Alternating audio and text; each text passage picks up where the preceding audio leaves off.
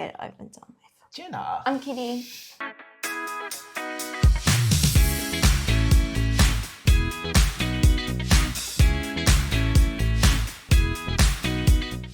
Welcome back to the Sports Playbook. If you're new here, follow us on YouTube or wherever you get your podcasts. I'm your host, DMoz, and to my left, I have my lovely co-host, JenLen, it's good to be back. Absolutely. We've been away for a little bit, but very glad that we're back. Yeah. But we're back for another episode. If you don't know, A Moment from the Archives, it's a series that we're doing which dives a little bit deeper into pivotal sporting moments, so things that have changed a game or a sport. He left Red Bull, he went to Renault, he's gone to McLaren, he's going to get the victory now. It's McLaren and Ricciardo that win the Italian Grand Prix. So, how did we get to this point? Let's help set the scene. So you might ask, who is Daniel Ricciardo? Ricciardo, he was born and raised in Western Australia. So for those that don't know, that's Australia, just to make it super clear.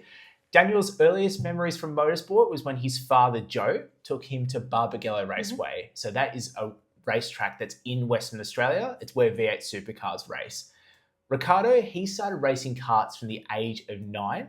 And Ricciardo retells the story back in 2002 at the Australian Grand Prix. This is where Mark Webber, another Australian F1 driver, was racing in the Australian Grand Prix. This race was quite pivotal because it was the first time that an Australian scored points at an Australian race. Yeah, right. And Ricciardo was in the stands retelling how Mark was able to bring it home in 5th place and get a huge load of points. So it's pretty special knowing a little bit further on down the track that we'll get into, he actually took Mark Webber's seat and replaced him at Red Bull Racing. Yeah, a really pivotal moment by the sounds of it. Absolutely. The first time that Ricciardo entered into a Formula race, so Formula race is, in short, where there's no cover over the top of your car. So Formula cars are where it's open-wheeled racing, so you can see the wheels in front of you. Racing car is a bit more, there's a closed roof over you and you can't see the wheels that are in front of you. Yeah. Probably the easiest depiction. Was in Western Australia Formula Ford. But Ricciardo's first major success was winning the Australian Karting Championship back in 2005. Wow, there you go. So I guess after that, we're looking at what does he do next? And like any Australian staying in Australia to set up your Formula One career is never going to work. So he heads off to Europe. So that was in 2007. At age 17, he packed his bags in pursuit of the dream of racing in Formula One. And he would end up residing in a small town 45 minutes from the Monza Grand Prix circuit, which really did become his home away from home and definitely would bring him some good luck later on in his career. Definitely did. In the same year, he featured in the Formula Renault 2.0 Italy Racing Series. And at this point, that was really when Red Bull took an interest in Daniel Ricciardo, and then he later joined their junior driving program. And he would join with fellow Trans-Tasman counterpart, Brendan Hartley. Who's based in New Zealand. And Brendan would also come back into the picture in 2018, where he also got his shot in F1. Yeah, okay. It's important to point out, though, when Ricciardo leaves Australia for Europe, he's not actually picked by Red Bull at this point. Yeah, so he's really taking a risk by leaving. Yeah. And his family as well, like putting a lot of financial interest into making sure that he can race as well as he possibly can to be noticed by one of these big F1 teams. Yeah, for sure. And then what did his, I guess, junior driving career look like in the Red Bull program? So it's important to point out, I guess, what is the junior driving program? Red Bull Racing, they had 2 teams in the F1 Championship. Red Bull Racing, which was the top team, and then you had Toro Rosso. Toro Rosso was their junior team. So people who were still good enough for F1, but looking to prove themselves and get up into that main team status. Red Bull, though, it's important to point out, they were not the powerhouses like they are today. They were probably a midfield team at best. And before they were Red Bull Racing, for any F1 fanatics out there, they were actually Jaguar. So, there you go. So it used to be Jaguar, and then Red Bull took them over in the end of 2004, going into 2005. Interesting. So the other person to point out in the junior driver program that was pivotal was Dr. Helmut Marko. Helmut Marko, he's the Red Bull junior driver director, so he oversees all of the talent that comes in, and he picks and chooses who goes into these race seats. Mhm. In that Formula Renault series that we pointed out before, Ricciardo came 6th in the championship. So in 2008, he was rewarded with a Red Bull junior driver contract. Yeah. And with Ricciardo's championship success, in 2009, he was able to win the British Formula 3, and he wrapped up the series with 2 rounds to go, which is a pretty impressive feat whenever you can get 2 rounds ahead and you don't have to worry about your rivals behind. Yeah, definitely. And to put in perspective, a familiar name was also in the series. It was former F1 driver Marcus Ericsson. Yeah, there you go. So beating good competition for sure. Absolutely. And in that same year, Ricciardo would get his first chance to drive Formula One machinery. It was at Jerez circuit. Jerez is in Spain. Yep. It was at the 2009 Young Drivers Test. And Ricciardo, he would set the fastest lap on the last day. So it's really setting a fundamental scene of how good he was coming up through the race and how much he was getting noticed as well. Yeah, definitely.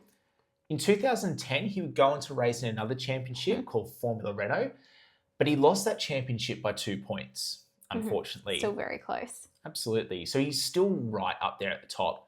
He would also go up against a teammate that he would later see down the track in Jean-Eric Vergne. He would also see Brendan Hartley as well. Yeah. So they were very much coming up through the ranks together. Yeah.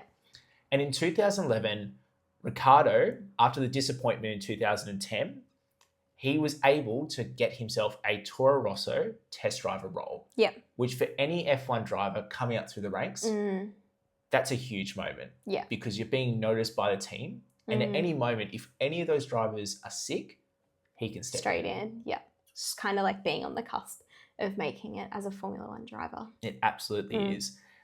And in 2011, he was leading that championship, but he was getting a call that he wasn't expecting. Yes, he was. So I guess now we're just prior to the British Grand Prix in 2011, and HRT was struggling with their driver. Nuria Carter-Kane. And they decided to sack him, and they replaced him with Daniel Ricciardo. So for Ricciardo, this is him making his F1 debut at the British Grand Prix with only 1 week of prep.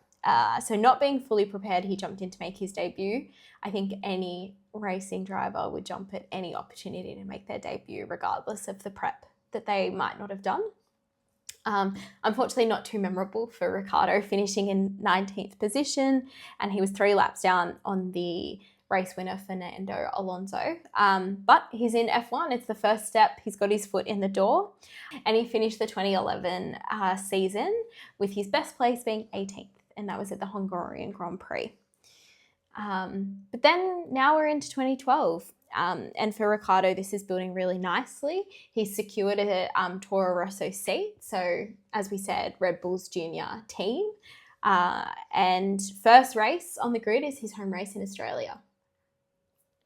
And he secured 9th place and his first points, which that's pretty good for your like the start of the season. And yes, he had a couple races the year before, but this is really could be considered his rookie season. Definitely. It was the first time that we saw 2 Australian drivers on the F1 grid as well. He had a pretty consistent year throughout 2012, with 9th being his best result, but he achieved it as well in Belgium, Singapore and Korea. So his teammate, French driver Jean-Eric Vergne, beat Ricciardo by 1 position in the championship, being 17th and 18th respectively. So not a great year, but that's okay. We're moving through now to 2013, and this was really make or break year for Ricciardo to prove himself. And prove himself he did. He secured solid championship points and a best result of 7th place in both the Chinese and Italian Grand Prix. And he's also outscored his teammate in this season. So in the same year, June of 2013, Mark Webber, so another Australian, who was at Red Bull Racing at the time, announced he's retiring from F1, which really leaves open that spot in the Red Bull Racing team, the main team. The rumour mill, as it always does in Formula One, is spinning of who might take that seat. Names like Fernando Alonso, Kimi Raikkonen were being thrown around for experience. also looking at other Red Bull Junior drivers, including Danny Kvyat. But what did happen? Well, but in the 2nd of September 2013, Red Bull Racing confirmed that Daniel Ricciardo was set to replace Mark Webber for the 2014 season. An Aussie for an Aussie. Absolutely. It's a great trade. Yeah. But for Ricciardo, this was his biggest test yet. Yeah. He was going to become Sebastian Vettel's teammate. And for those that don't know, Sebastian Vettel was a 4-time F1 world champion at this point. So he won 2010, 11, 12 and 13. All with Red Bull Racing. All with Red Bull Racing. Red Bull also were coming off the Constructors' Championships. Yep. So they were red hot. But things were different. Yeah. Gone were the V8 engines, and now we're entering V6 hybrid era. Yep. So it could become a level playing field, but for Red Bull Racing, it's a dangerous territory because they lose all the momentum they had with their V8 success. Yeah. It's basically like starting over. Pretty much.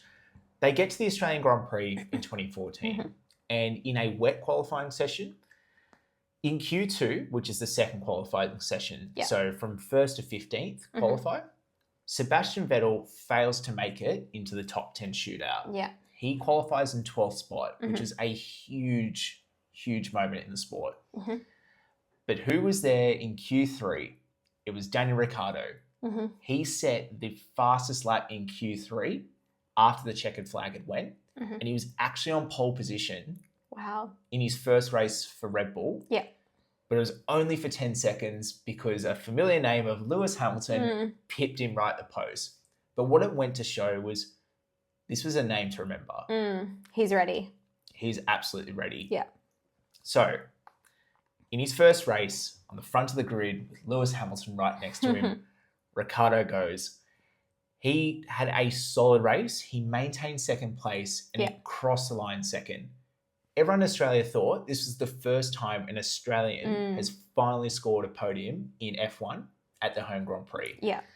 But it would later be revealed that Ricciardo and Red Bull Racing, Ricciardo's entry, were actually disqualified from the race due to a maximum allowed of fuel flow into the engine, which essentially meant that the engine was like getting more power. It had more fuel than what it was allowed. Is that right? Yeah, pretty much. So in a very unfortunate set of circumstances, that podium was ripped away from Ricciardo, and still Australia has not had someone on the F1 podium from Australia at the Australian Grand Prix. Yeah, up until this stage, which is the 2025 season, yeah. Yeah.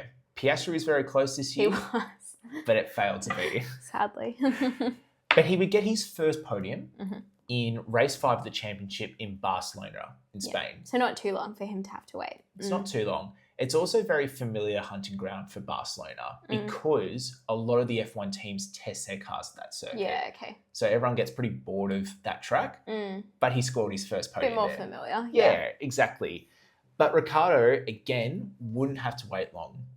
Race 7 of the championship, the Canadian Grand Prix, Ricciardo scores his first win. Yeah. It was a huge moment. The Mercedes were by far and away the strongest car of that year, and they were championship contenders. Yeah. It was going to be a fight out between the two of them. Hamilton lost his brakes halfway throughout the race, and Nico Rosberg, who was at Mercedes at the time, was managing an engine issue. Yeah, right. On lap 68 or 70, down the back straight, Ricciardo, late braking, got Nico Rosberg and went into the final set of corners into the lead. Yeah. That race would actually end under safety car because of another incident. So Ricciardo finished the race under the safety car conditions, but he won his first Grand Prix. Yeah. An incredible moment for any driver, but especially being an Australian, moving away from home to Europe, sacrifice is the first word that definitely comes up. Oh, for sure. Ricciardo would also record 2 more incredible race wins. One was at the Hungarian Grand Prix, once again through late braking. Yeah, he really became known for this throughout this season and only continued on throughout his career. Absolutely. And these are probably 2 of the biggest names that you could overtake in the final 5 laps. First was Lewis Hamilton for second, and in the race lead was Fernando Alonso in a Ferrari as well. Yeah.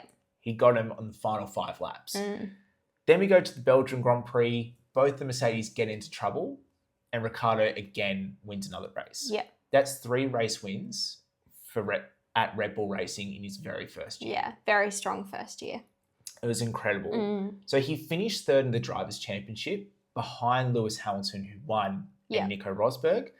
But more importantly, he would beat Sebastian Vettel, his teammate, by 61 points. So to put that into perspective, that's almost a clearance of around about 2.5 race wins that he's got on him. Pretty impressive considering what Vettel had achieved in that car with Red Bull Racing. Yeah, absolutely. And like we kind of touched on, late braking was the theme that started to come out for Ricciardo, especially in 2014. And it was where he actually adopted his self-appointed nickname. Yes. Honey Badger.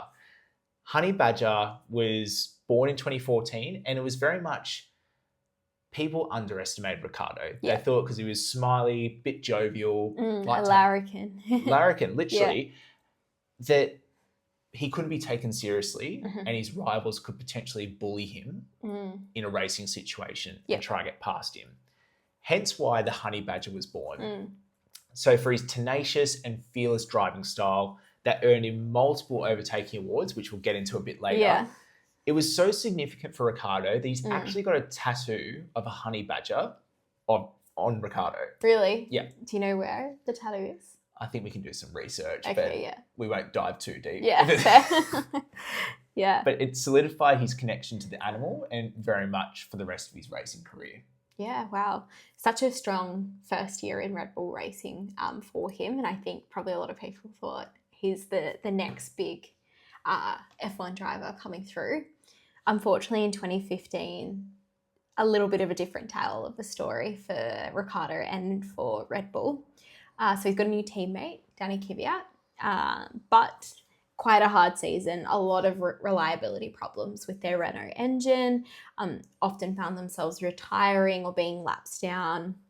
He still managed 2 podiums, one at the Hungarian Grand Prix and the other at the Singapore Grand Prix, but he did get beat by Kvyat in the standings by 3 points. So a little bit of a year to forget, 2015 for Ricciardo. And I think it was people were pretty confused by what was happening at this point, but everyone could look back to the reliability issues. Yeah. So it wasn't Ricciardo losing talent. The car just was nowhere. Not a good car. No. Yeah. Was a devil of a car. Yeah. So we roll into 2016. Red Bull fans and Ricciardo fans were hoping that they had a better car, and they definitely got it. Whilst they weren't as competitive as Mercedes up the front, they were easily the second best car ahead of Ferrari, and another one being Williams. Yeah, you don't hear them at the front of the pack too often, although things are changing. Things are looking up. They are definitely changing. At the start of the season, Ricciardo showed some really strong pace. He had 3 4th placings at Australia, Bahrain and China. He's pretty unlucky at China to not actually get a podium. Yeah. But at the Russian Grand Prix, yes, Russia was actually a Grand Prix. Yeah. It would prove to be his teammate's final race. Okay. Which is quite ironic because that was also Danny Kvyat's home race in Russia. Yeah. He was able to take out Ricciardo and then he took out Sebastian Vettel all within 2 corners. Yeah, okay. So the next piece of the puzzle comes in. Yeah. Replacing Danny Kvyat was Max Verstappen. Wow. Yeah. How old would Max have been then? Max was 18. So young. He was really young. Really, really young. So Max started at Toro Rosso in 2015. So he had to get a special compensation to get his super license, which is what's required to race in F1. Yeah, under the age of 18. Yeah. Well, I mean, he's gone on to prove that he's one of the best drivers, so makes sense why he maybe got that exception. Absolutely. So at the Spanish Grand Prix, Verstappen would have his very first Red Bull Racing start. Yeah, wow. And Ricciardo very much wanted to prove himself because Verstappen, it was starting to look like he could be favoured, but still he had a lot to prove. Yeah. But in that Spanish Grand Prix, both Mercedes drivers took each other out on lap 1. Not ideal. It was horrific. And the hatred was growing strong between these two. Yeah, so Lewis Hamilton and Nico Rosberg. Yeah. Definitely. And Ricciardo, he went into the lead of the race. However, Red Bull did not play the best strategy and Ricciardo should have won. Yeah. But they didn't put him on the right strategy. So who got their first race win in their very first time at Red Bull Racing? There's none other than Max Verstappen. Max Verstappen. Duh, duh, duh, duh. And he would go on to become the youngest race winner at 18 years old. I don't think we'll see another 18-year-old race winner. I really don't, unless someone like Kimi does manage to win this year. But otherwise, it's so young. I think it was, what it went to show was the lengths that Red Bull Racing and that team were doing to try and keep Verstappen in. Yeah. Because Verstappen had an opportunity to go to Mercedes and sign with Mercedes. Yeah. But Red Bull said, we will get you into the car earlier. And they did. And they did. And this is how they repaid him. There you go. So he had his first win. He did. And cue the Monaco Grand Prix. Yeah. Now, Monaco, historically, Red Bull Racing have been very strong at this track. They started to come into their own. Yeah. Ricciardo, once again, had a point to prove. Yeah, I'm sure he did. With a chip in his shoulder and the honey badger roaring like it normally does, he put the number 3 Red Bull on pole position, which was also his first pole position in F1. Really? Yeah. Wow. So he's had quite a few wins by this point, podium finishes, but never had finished on pole. Never. There you go. And I think you can gather a lot from this radio message. It was quite strong for Ricciardo. He said, my time, my effing time. When he got obviously pole. very obviously very a lot of feeling in that qualifying session for him based on what had happened at the previous races. So I'm not surprised that he was that enthusiastic. Well, the interesting thing is, like, we see it with Piastri now, but Ricciardo was also one of those ones like Webber, very chilled out in the radio. Yeah. Like he would never overstep the mark. Yeah. He was always very calculated with what he would say, and he'd always give off very calm and composed vibe. Yeah, so the opposite of Yuki Tsunoda. Yeah, definitely the opposite of Yuki. So Ricciardo would lead a Monaco Grand Prix that was a wet race. Yeah. So it would prove to be, you would think, in Ricciardo's favour. Yeah, you'd think if you finished on pole at Monaco and it's wet, you're the favourite to win. It's notoriously hard to pass at Monaco. Yeah. But Red Bull scheduled a pit stop for Ricciardo. Okay, yep. To change from intermediate to slick tyres. So a really important pit stop. Yeah. Red Bull call him in. Ricciardo arrives into pit lane, but there's no tyres. Oh my gosh. Red Bull called him in, and there were mechanics waiting out there, and there's no tyres. So Ricciardo's car gets jacked up, and F1 have an average pit stop time about 2.5, 3 seconds. Yeah. A really good 1 to 2 seconds. Yeah. He's left there waiting for 13 seconds. Oh my goodness. So an eternity in F1. It would just feel like such a long time while you're sitting in the car and you can't go anywhere and there's nothing you can do as the driver. And Ricciardo knew it. As soon as his car got jacked up, he was just shaking his head. Yeah. And obviously you can't see his eyes because his helmet's on. Yeah. But he was seething. Yeah. Absolutely seething. It was a catastrophic error that would see Ricciardo have a race win gone begging. Yeah. And Lewis Hamilton would go on to win that race. Yeah. Then there's another team radio message. And a seething Ricciardo said this on team radio. Save it. Nothing you can do can make that any better. Just save it. And in the press conference area, I've never seen Ricciardo so livid and angry. He said, like, I want to get out of here. Yeah. Well, it's just such an avoidable error to make as a team. There's no reason why that has to have happened. And as you said, it's cost him a win. Absolutely. But for Ricciardo, he was becoming Mr. Consistent throughout the whole season. And at the German Grand Prix, still in 2016, mind you, he would adopt the famous shoey. Yeah. So Ricciardo wasn't the first to do the shoey, Yeah. but he was the first to probably bring it onto a bigger world stage. Yeah. And my word, did he run with it. Any podium place getter was nervous and scared whenever they had to share the podium with Ricciardo. Because they'd have to do a shoey. Well, the likes of, there was Gerard Butler, Mark Webber, Christian Horner, Nico Rosberg's done it. Yeah. There's so many names that have done it. Martin Brundle's even done it. Wow. It goes to show, like, how many people he's cursed with this How thing. influential Daniel Ricciardo is as well, I think. Yeah. Literally. And at the Malaysian Grand Prix later in that year, Yeah. Lewis Hamilton would have an engine failure. which if you look at the 2016 championship, I reckon you can pinpoint that is when Hamilton lost that championship. Yeah, right. And Nico Rosberg then went on to win. But Ricciardo pounced the opportunity and he got his 4th race win of his career. Who was behind him? It's Max Verstappen. They had a pretty ding-dong battle throughout that whole race, but Ricciardo got on top. So Ricciardo would seal 3rd in the championship with 256 points to his name. Yep. Pole position, a race win, and 7 other podiums. He was one of only 2 drivers that classified in every single race of 2016. Yeah, so definitely Mr. Consistent that season for sure. Absolutely. Yeah. I guess now we'll move through to 2017, and this was definitely a bit of a tougher start to the season for Daniel Ricciardo compared to the previous year. But he did earn his first podium in Spain, but he was a minute behind the lead cars. So yes, a podium, but nowhere near a win. But it would start a consecutive run of 5 podiums in a row for Daniel Ricciardo. And then the Azerbaijan Grand Prix would roll around. Ricciardo started in 10th after hitting the wall in qualifying. And then he'd had brake issues on lap 5. So that's where he'd go all the way down to 17th spot. But never count out Daniel Ricciardo. You can never. This was when Honey Badger mode was well and truly activated and engaged. And following a safety car restart, Daniel Ricciardo performed one of the overtakes of the race. I think, scrap that, probably the overtake of the season, maybe the decade, by passing Nico Hülkenberg, Lance Stroll and Felipe Massa into turn 1. And then he'd roar into 3rd position.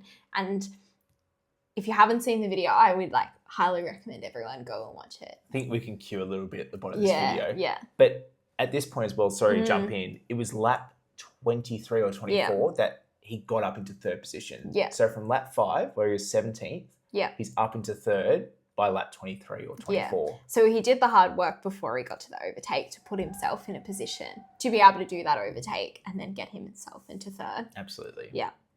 And then same race, Sebastian Vettel and Lewis Hamilton ran into each other. So Ricciardo once again picking up the scraps, just being in the right place, won another race. He never wins a boring race. No, well, he's not a boring driver by any stretch. He's not a boring person. Yeah, either. Exactly. But then we're at the Hungarian Grand Prix. This track definitely suits the Red Bulls far better. But for the first time, as teammates, Verstappen and Ricciardo collide with each other. And unfortunately, Ricciardo's damage was too bad. So he couldn't continue the race and was forced to retire. And I guess he finished that 2017 season with 1 race win and 9 other podiums. So still a pretty good year for him. Yeah, and at that Hungarian Grand Prix, when they hit each other, when Ricciardo's walking off the side of the track, he actually flipped Verstappen the bird as they came back through. There you go. So Ricciardo was really seething at this, but they put it down to just Verstappen just didn't have the experience and shouldn't have gone for that move, but he went for it. I think he'd still go for it in season 2025. Absolutely. But also, I think it's important to point out that's why Verstappen's such a great driver, because he's willing to make and do these moves. Yeah. And yes, he might annoy someone or he might make someone angry, but there's a reason why he's a 4-time F1 world champion. Yeah, he does the moves other people won't. He takes the risks. He does take the risks. So we get to the 2018 season. The halo is introduced, and for Red Bull and Ricciardo, they enter into their final year of a contract. Yeah. From Red Bull's point of view, they think that Ricciardo will probably just roll into another contract, and that would be it. Yeah. But it was becoming more apparent that Red Bull was starting to favour Verstappen for some things. Yeah. And Ricciardo was wanting a car that could challenge for a world title, because he hasn't had the opportunity to challenge for a world title yet. And in the 3rd race of the season in China, starting from 6th position, so wasn't really in contention, but he was there or thereabouts.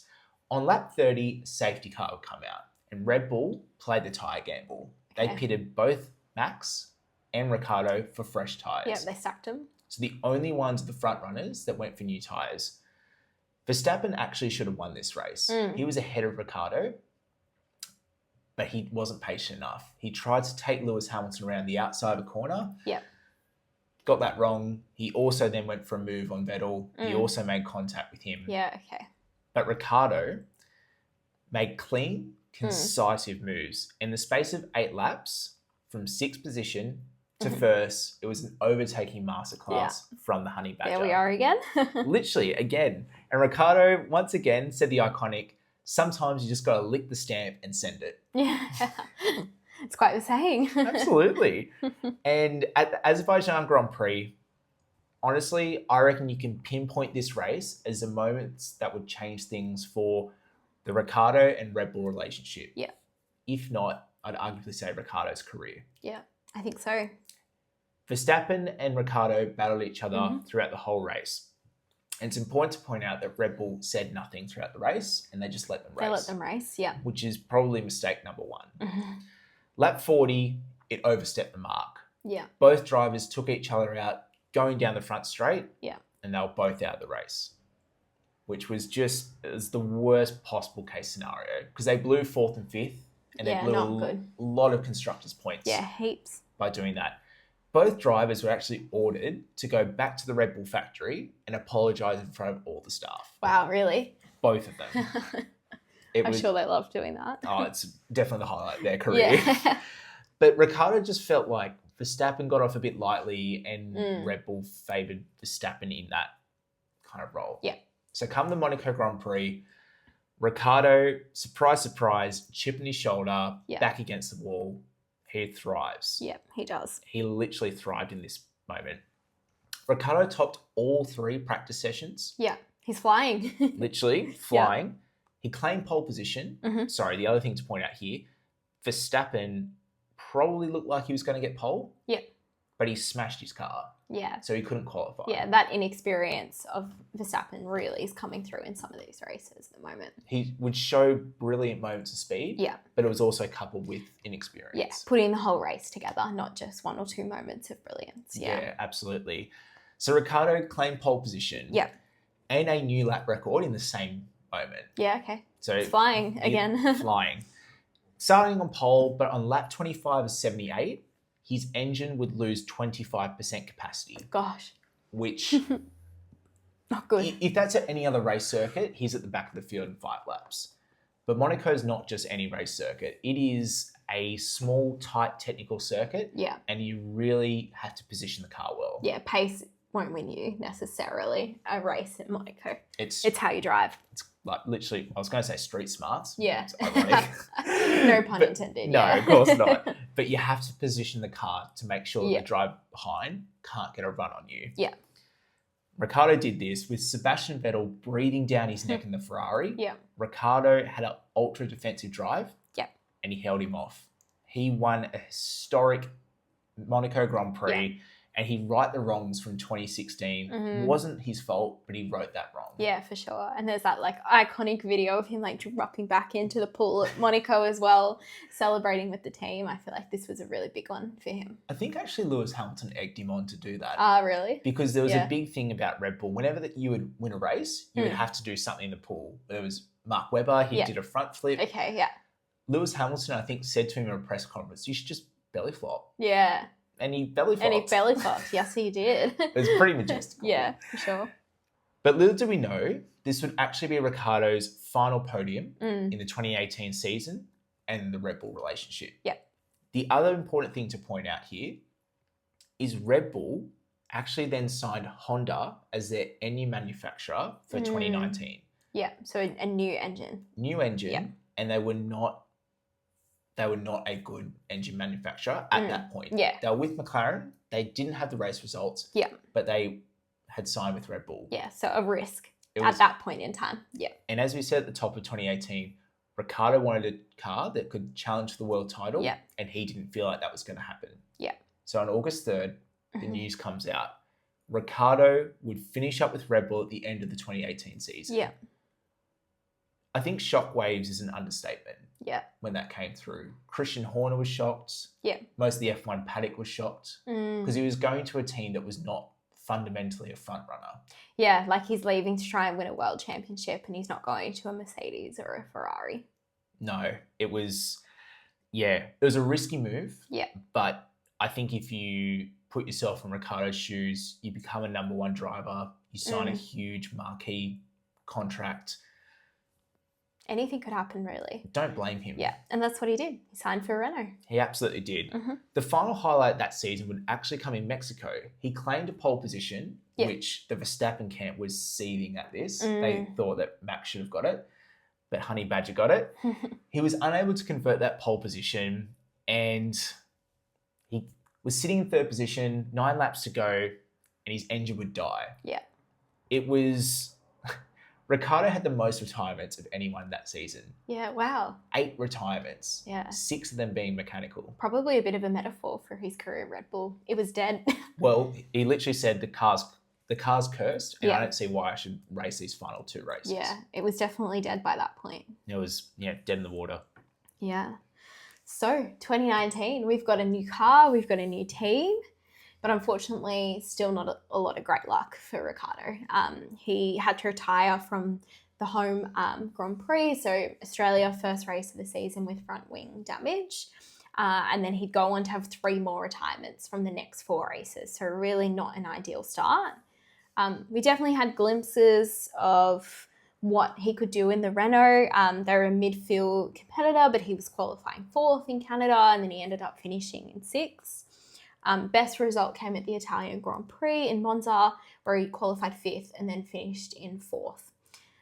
So I guess he finished the season in 9th in the Drivers' Championship, and he was also 54 points ahead of his new teammate Nico Hülkenberg. So definitely that number 1 marquee driver signing for Renault, but nowhere near the top of the standings. Definitely not. 2020 rolls around, and yes, COVID another curse season. Yeah, another thing. It interrupted that season. Before the season started, Ricciardo would have a new teammate in Esteban Ocon. Yeah. But before a wheel had even turned in that season, shock, the driver silly season had started again. Yeah, so we've had no races because we've stopped for COVID, and we're already talking about the next season. And the piece of the puzzle was starting to move, and they were moving quickly. Yeah. Sebastian Vettel left Ferrari. Yeah, huge. Big move. Yeah. And he went to Aston Martin. Yeah.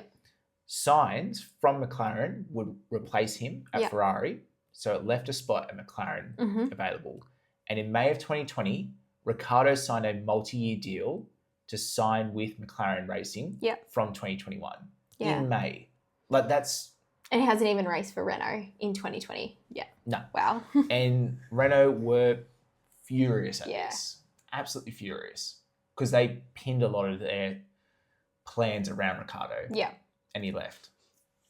So the season started, and we saw what Ricciardo could do when he pushed that Renault. Yeah. And he could extract the results that probably an Ocon was unable to extract. Yeah. 4th at the British Grand Prix was just a start, and he started an 11-race point scoring streak. Yeah. Which is huge, especially in a Renault. Yeah, midfield car. Absolutely. And it would all go all the way through to the end of the season. Yeah. And it would start at the Belgian Grand Prix. At the Eiffel Grand Prix, so for those who don't know, that's Germany. Yeah. They had to make lots of different Grand Prix names for 2020 because they were similar circuits every week. Yeah, okay. Yep. So if you see some weird names, that's what one of them is. Yeah, there you go. Valtteri Bottas retired from the race. Who was there to pick up the scraps? Ricciardo. The Honey Badger. He secured 3rd place, and it was the first podium of his since 2018. Yeah. And the first podium for Renault since 2011. Wow. And of course it was Daniel Ricciardo that did it. Of course it was him. And then at the Emilia-Romagna Grand Prix, which is Imola, for those who don't know, thanks to a Verstappen retirement, another podium was actually scored for Ricciardo and Renault. Yeah. 2 podiums for a midfield car. Pretty good. And this is probably the best he'd driven in that car. But this is post-signing with another team for next year. And that's the thing. And a lot of the pundits' top driver standings, it would go Hamilton, Verstappen, Ricciardo. Yeah, wow. Everyone was putting Ricciardo up on a pedestal because he was extracting what most drivers couldn't get from that car. Yeah, exactly. So we'd roll into 2021. Yeah, so this is when he starts at McLaren, and really interesting time with McLaren. And I guess he started with a 7th place in Bahrain in the opening round. Yeah, but it was a tough start to his life at McLaren. But he was able to get his best result, for the first half of the season, which was 5th at the British Grand Prix. So not too bad. No. Not too bad. Not too bad. But then we've got the final race before the summer break at the Hungarian Grand Prix. Ricciardo started from 11th, would finish himself at the first corner in 2nd position, which is pretty good. All before Lance Stroll forgot that he has a brake pedal that he should use, and he wiped out Ricciardo completely out of the race, unfortunately. This guy just manages to appear in every single moment. Seriously. Got to feel for him. I don't. But then now we're at the Italian Grand Prix, and Ricciardo would find himself starting 2nd position next to Verstappen on the front row after sprint race success. On Grand Prix Sunday, Ricciardo really had a point to prove. And he got the perfect start, no wheel spin, and ended up leading this Grand Prix from the first corner. He went on to win the race, which was huge. He set the fastest lap on the last lap, and he brought home a 1-2 finish for McLaren for the first time since 2012, and that was Lando Norris coming 2nd in that McLaren. It was. So Ricciardo really, after 3 years in F1 wilderness, he was back on the top step of the podium. But little did we know this would be the last podium of Ricciardo's career, and really from this point, a real turning point for the rest of his career. But in terms of the 2021 season, he finished 8th in the championship with 115 points. So still relatively solid. I think the really sad bit with Ricciardo and his final race win was he said a message on team radio, something to the effect of, I just moved aside for a little bit. Or for those that... Yeah, I never left or something like for that. Those that think I never left, I didn't. I just stepped aside for a little. Yeah. I remember watching this race. I actually got quite emotional watching it because it was in COVID and it was really hard being a Ricciardo fan at this time. Yeah. Because he had everything there, but it wasn't working. Little did I know 2022 was about to come around. I know. This was the toughest year by far. Yeah, not a good year. Ricciardo's first Q3 appearance would not come until the 3rd race of the season. Yeah. He and that McLaren car were nowhere. But he was able to scrap together a 6th position for Australia. Yeah. But the poor results and the lack of performance were starting to build. And Zach Brown, McLaren CEO, said the following: Ricciardo has not met expectations of himself or the team. And he said this at Monaco. And whenever you have a CEO saying this out publicly, on the lead broadcast, you're in trouble. Oh yeah, that's like foreshadowing what's to come, and you've just got to imagine how many conversations have been had behind closed doors up until that point between McLaren and Ricciardo around his performance, and for Zach to be publicly saying that, it's basically like it's already done. You won't be here for much longer. That was pretty much it. And as this was starting to happen as well, once again, the driver's silly season was kicking off. Sebastian Vettel would retire. Yeah. Alonso would replace Vettel. So that's from Alpine to Aston Martin. Yeah. And then this is where the final piece of the pie starts to come in. Yeah. Of August of 2022, McLaren and Ricciardo terminated his contract a year early. Yeah. McLaren was so desperate to get rid of Ricciardo, they were willing to pay Ricciardo out a reported $20 million. Goodness, yeah. But that just goes to show how desperate they were. Yeah, they really just wanted another driver for the next season. Guess who that other driver would be? Another Aussie for an Aussie. It was an Aussie for an Aussie. It was Oscar Piastri. Yeah. But the bit that I brought up about the silly season was Alpine thought they had a shoe-in with as Oscar was their junior driver. Yeah. Alpine released a statement saying, we have got Oscar Piastri as our race driver. And that famous Piastri tweet came out that was like, I have not given my consent to... Yeah, without Alpine. my knowledge, Alpine have released this statement to say I'm driving with them and I'm not. And Which, how awkward. Like, you could do a whole conversation about that. I think we will have to do a whole conversation about that. But that was it for Ricciardo. Yeah. And for 2023, he had no seat. He had run out of options. Yeah. I would argue his driver tag and his marketing dollars probably caught up to him. Yeah. In some respects, unfortunately. And he was without contract for next year. Yeah. But Ricciardo's best race would actually come at the Singapore Grand Prix. So after this deal had been done, starting from 16th in the grid, he worked his way up into 5th position. Another wet race, another honey badger moment. Yeah. Just showed how good he was, giving him the right tools in the right moments. Yeah. His final race, McLaren, was the Abu Dhabi Grand Prix. He finished in 9th, ahead of the retiring Sebastian Vettel. Yeah. Ricciardo finished the championship in 11th, 85 points behind his teammate Lando Norris, which goes to show how seismic of a gap it was. Yeah. And literally the day after the Abu Dhabi Grand Prix, Red Bull signed Ricciardo as their 3rd driver, but he is without a full-time drive in 2023, and this is the first time since 2011. So, yes, he's the reserve driver, but he is not racing in F1. This is until July of the 2023 season. After the British Grand Prix, he completed a tyre test and put a lap time in good enough to qualify on the front row alongside Verstappen, who participated in the Grand Prix on the weekend. And that was actually caught by Netflix. So if you was, watch Drive to Survive, Yeah. you actually see the behind the scenes of that tyre test Yeah. and the meeting that Christian and Blake Friend, which I believe is Ricciardo's manager, had straight after it. Yeah, interesting. Well, I guess he did a good enough job, and he replaced the underperforming Nick Debris, who was released from the AlphaTauri seat. So now we've got Daniel Ricciardo back end of the 2023 season, back on the F1 grid in the AlphaTauri, which is the new name for the junior Red Bull team, which was Toro Rosso earlier in the episode. It's changed around a little bit. Yeah, for sure. But first race back, he only finished 13th, which was the Hungarian Grand Prix.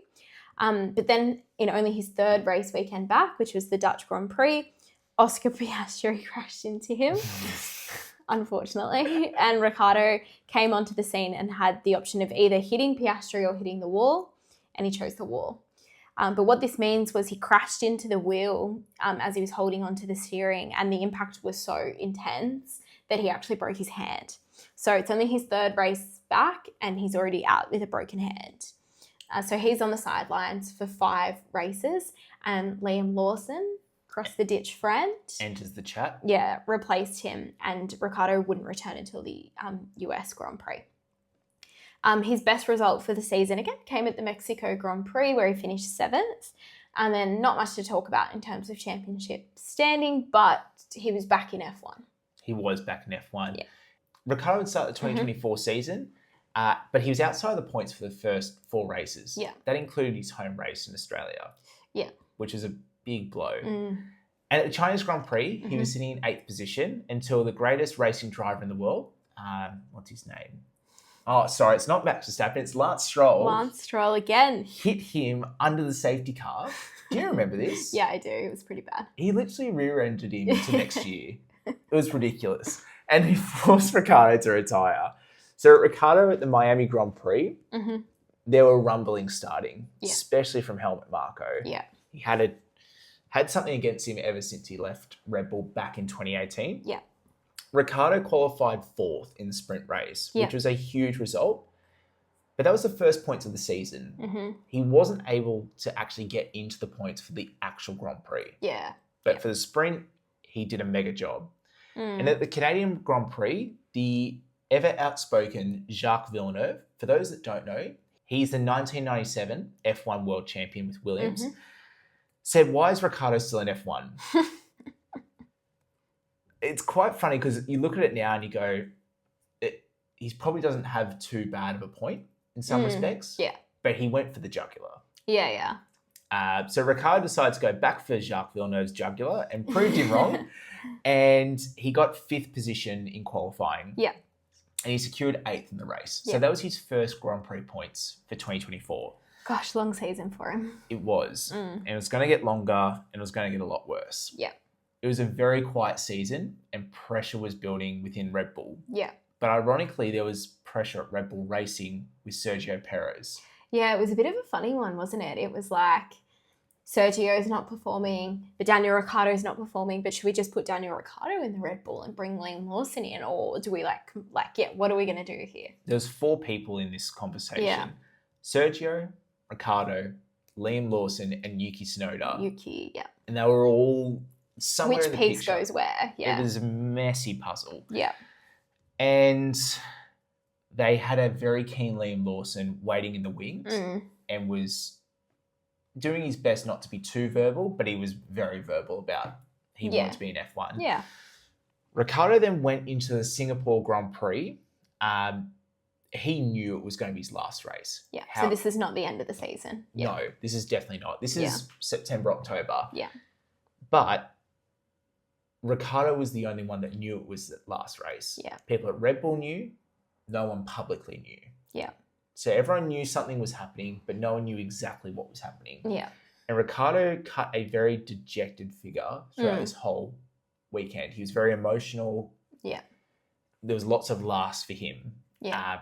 But he couldn't really talk about it in the way I'm sure he wanted to publicly because not everybody knew. Yeah. I'm going to be honest, like race fans were very confused. And I think, to be honest, quite disgusted. I don't use that word lightly because the treatment of Ricciardo at the end was pretty bad. Yeah. I think when you consider what he did for the sport away from the racetrack and how much he gave to the sport to make it more well-known and make it bigger and more popular, to not have any level of that kind of repaid to him in a way or giving him like, you know, a proper send-off. For sure. Disgusted is a good word to describe that. And I think the thing is, everyone knew it was wrong, but no one could do anything about it. Yeah. But this was across the board. This was all teams thought the same thing. Yeah.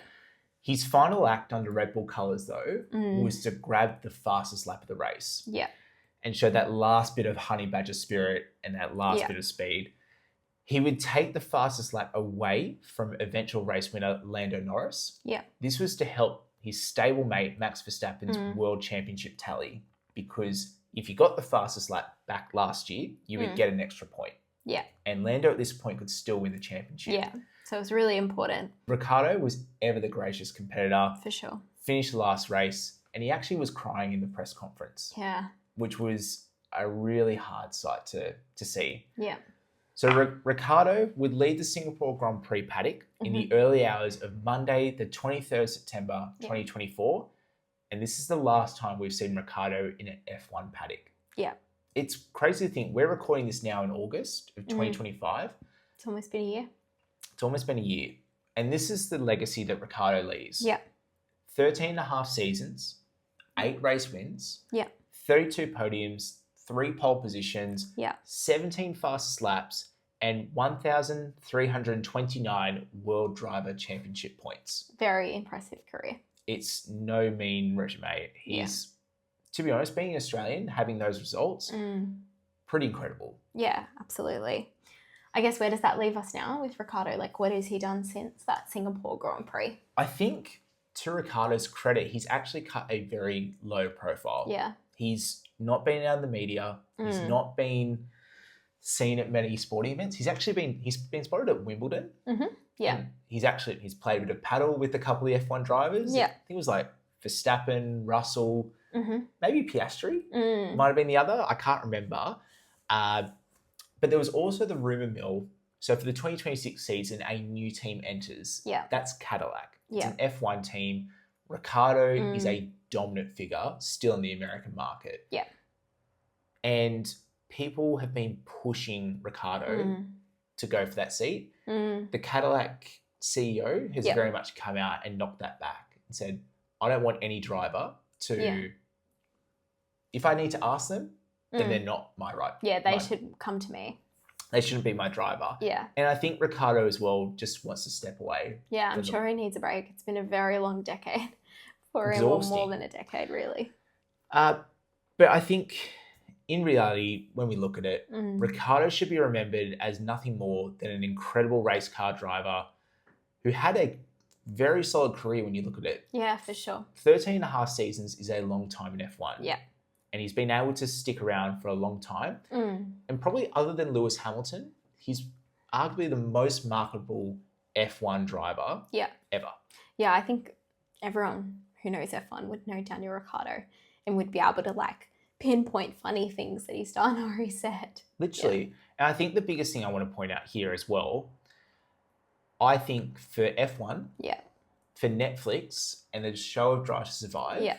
you can pin your success Yeah. down to Daniel Ricciardo. Mm. And the reason why I say this is Drive to Survive was not actually intended Yeah. to be about all the teams.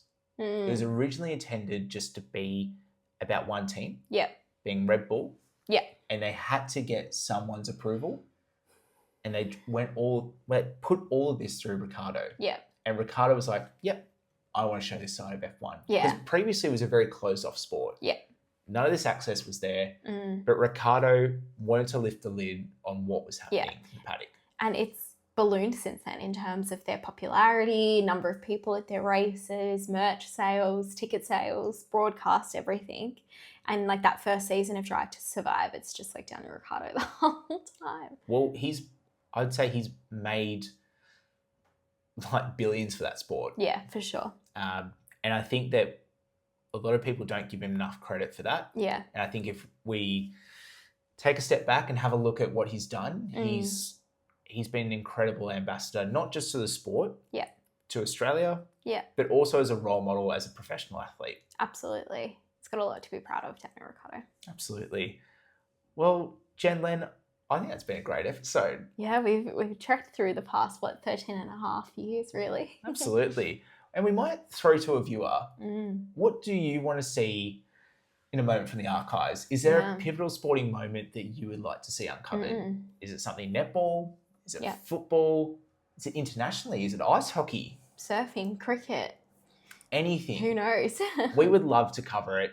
I really enjoy these Mm. episodes, being here with my partner and Mhm. being able to talk about great sporting moments Yeah. and making people more aware of what's happened. So, For sure. JenLen, thank you so much for coming on. Thank you. Thank you, everyone, for listening to the Sports Playbook. Please follow us wherever you listen to your podcasts and subscribe on YouTube. We will catch you on the next play.